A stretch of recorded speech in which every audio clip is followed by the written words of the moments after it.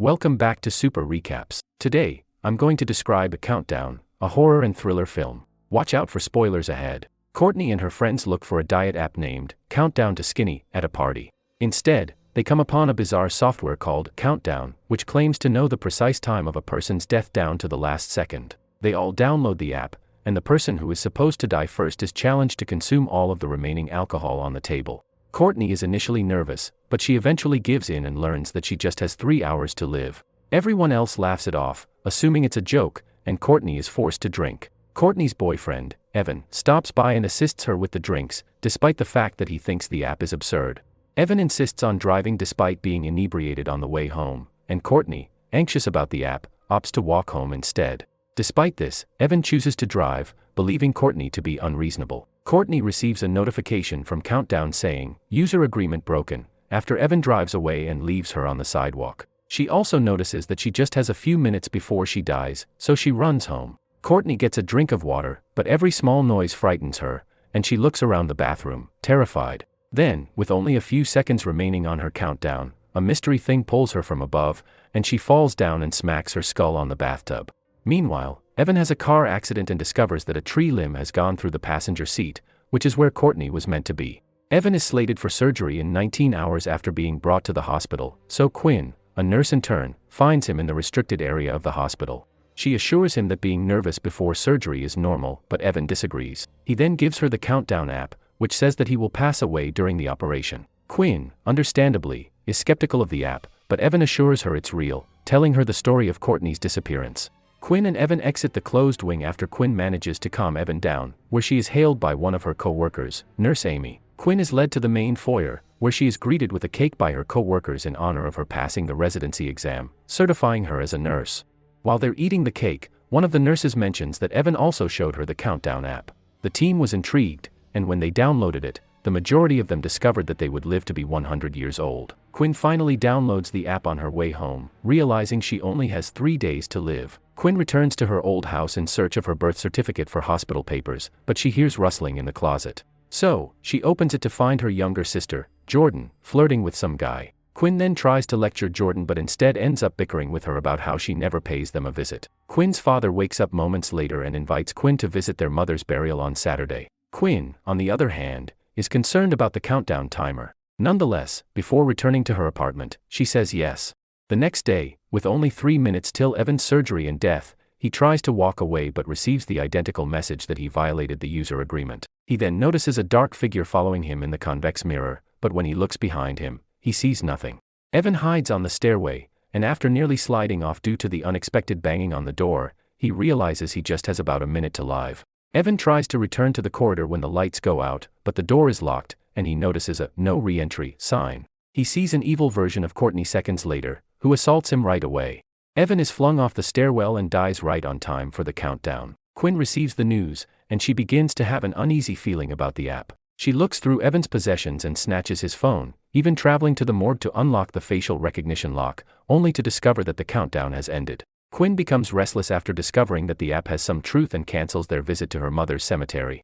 Unfortunately, this results in her receiving a notification that the user agreement has been violated. Since she is on edge, Quinn is astonished when Dr. Sullivan taps her on the shoulder and asks her to replace a patient's IV drip. She, on the other hand, continues to make mistakes. Dr. Sullivan soothes her after that, but also tries to seduce her. Quinn tries to brush him off, but he persists in touching her, so she pushes him away, angering him. Quinn instantly dials Amy's number, but Dr. Sullivan notices what she's doing and demands Amy to do something so she may leave. Unfortunately, despite Quinn's insistence that it's critical, Amy dismisses her. Quinn does some more research on Countdown that night and comes upon the news piece regarding Courtney. She comes across a video of a girl discussing the app and claiming that she has begun to see things that aren't real. The film soon reveals that the girl's time is up, and it concludes with her death. People in the comments area, on the other hand, believe it is a hoax. Quinn sees a demonic-looking Evan in front of her when she closes the laptop, but it's just a delusion. She then throws her phone to the ground, breaking it, and then hides inside her car. Jordan wakes up sleeping Quinn the next day, believing she has been evicted from her flat. When Jordan sees the countdown notification on Quinn's cracked phone, she picks it up.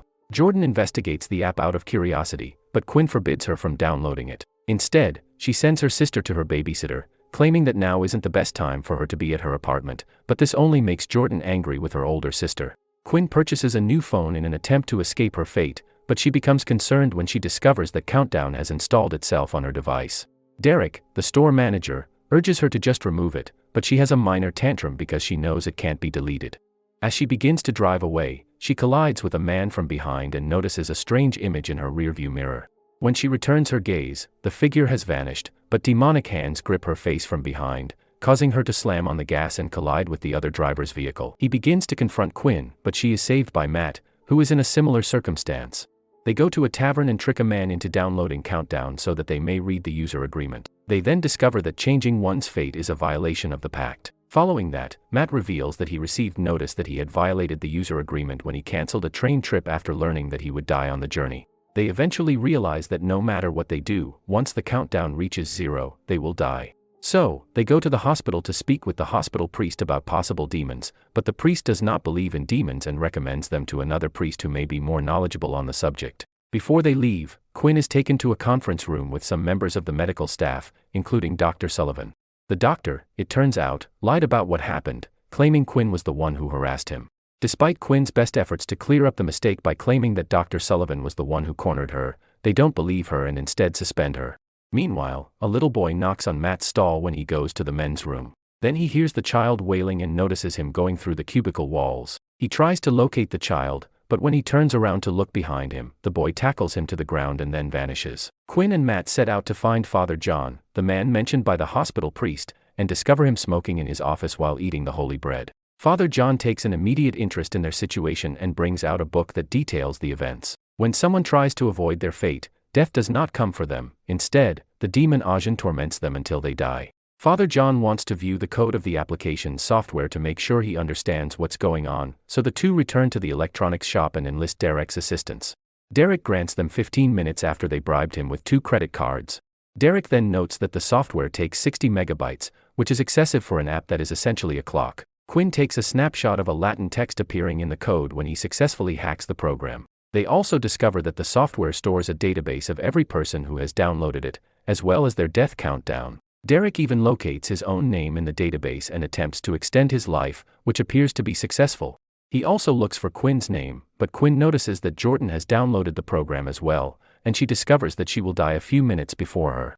They have Derek edit all of their timers, and while Jordan's timer is being updated, her babysitter confiscates her phone for using it. Matt and Quinn prepare to split ways, believing their problem has been solved, but she invites him back to her apartment. That night, they discuss what prompted them to know the exact time of their death, and it comes out that it was because they had both lost someone significant in their lives. It was Matt's little brother for him, and for Quinn it was her mother.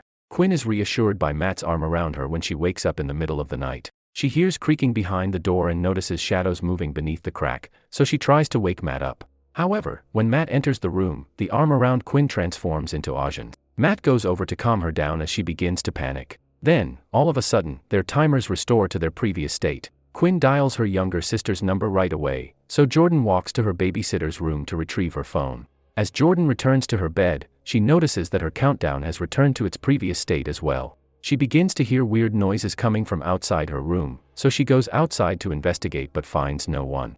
She hides beneath the bed as the motion sensor lights in the hallway start turning on and off by themselves. The bed is then hurled across the room as she hears her mother's voice. Jordan also notices her deceased mother's body alongside her and flees, running into Quinn by the door. They run back to Father John, who interprets the Latin writing for them because they don't have much time. They soon discover that the app is a curse that can be broken. Father John then claims that Satan is the father of falsehoods and that proving him to be a liar will free you from the curse. As a result, he goes on to say that all they have to do to break the curse is prove the clock wrong. Quinn immediately feels that someone should die before they're meant to, and while Father John agrees, he recommends a different approach, keeping someone alive and beating the clock by 1 second. They descend to the basement to build up a protection ritual out of salt after Father John tells them that they can employ protection rituals to keep the demon away. Jordan, though, is concerned that the devil would simply blow the salt away, so they combine it with white paint. Father John blesses the salt as the trio draws the circle. With only a few minutes left in Matt's life, he becomes frightened, so Quinn kisses him to calm him down. Unfortunately, the lights go out quickly, forcing everyone to huddle inside the protection circle while Father John recites prayers. Jordan screams as she notices Ajahn circling them, but the ritual is working since the demon is unable to step beyond the circle. As his phone makes a thunderous boom, Everyone starts to shield their ears as the app's notification signals Matt's impending death. Matt, on the other hand, appears unmoved as he frantically tries to turn off his phone. Since he is unable to hear the same sound as the others, Matt becomes distracted when he sees his little brother's toy and when the boy appears in front of him. As Matt tries to chase down his younger brother, the hallucination successfully leads him off the circle, and the demon snatches him. Quinn pursues Matt, who is then hit by a car as he exits the building, dying just as his countdown reaches 0. Jordan chases Quinn down, and Quinn discovers that her younger sister was hurt in the chaos and rushes her to the hospital. Then, while filling out some paperwork, she discovers on the news that a train that was meant to be Matt's train has crashed. When Quinn goes to check on Jordan and sees Dr. Sullivan tending to her, she devises a nefarious scheme to remove the curse. Quinn confronts Dr. Sullivan and seems to be interested in him, but the doctor quickly knows she's up to something or using a recording device to capture him. Quinn, on the other hand, maintains the act as she tries to persuade him to visit the restricted medical wing. Quinn plays steamy Marco Polo with Dr. Sullivan, hitting him with a crowbar many times to knock him out. She pins him down and prepares to inject him with morphine, breaking the curse by causing him to die sooner than expected. Jordan, on the other hand, intervenes before she can act. The demon then snatches the doctor, causing Quinn to realize that the scheme will work because Ajahn is attempting to keep him alive. Jordan loses sight of Quinn as she pursues Dr. Sullivan. With 2 minutes remaining on Jordan's clock, Ajahn begins chasing her. Meanwhile, Dr. Sullivan ambushes Quinn and punches her, but she is able to get up and flee as the doctor hunts her down with the crowbar. She then reappears behind him and attacks him once more, successfully knocking him down, but she is thrown back and breaks her ankle before she can get near to him with the syringe. The doctor flees while Quinn devises a backup plan and looks for her sister. With 1.5 minutes remaining, Ajahn snatches Jordan from behind and throws her down the hall, intending to kill her. Quinn, on the other side, reappears with the syringe in her hand, intending to scarifice herself. Ajahn transforms into her mother hoping to trick her into stopping, but Quinn sees through the demon's disguise and injects morphine into her system. The devil tries to keep Quinn from dying as she passes out, but her heartbeat stops just as Jordan's countdown reaches 0. Quinn finally breaks the spell, and Jordan rushes to her sister's body as Ajahn dissolves into dust. She then notices a mark pointing to a specific part of Quinn's body, which includes the anti-morphine drug and syringe. Jordan's hands are shaking as she tries to inject her sister. She is finally able to do it and her sister regains consciousness seconds later. Quinn's family later pays a visit to her mother's grave, where Jordan notices a news piece about Dr. Sullivan being sentenced to prison after all of the women he molested came forward. Quinn then receives a notification on her phone regarding a newly updated Countdown 2.0 app that has downloaded itself as they are driving home. In the end credits scene, Derek takes his girlfriend to an upscale restaurant with the help of Quinn and Matt's credit cards. However, once he's alone, the lights turn off and his phone alerts him that his life countdown is up, and the demon is on his way. Make sure to leave a like. Subscribe and turn on the notifications to watch more movies like this. Thanks for watching more videos.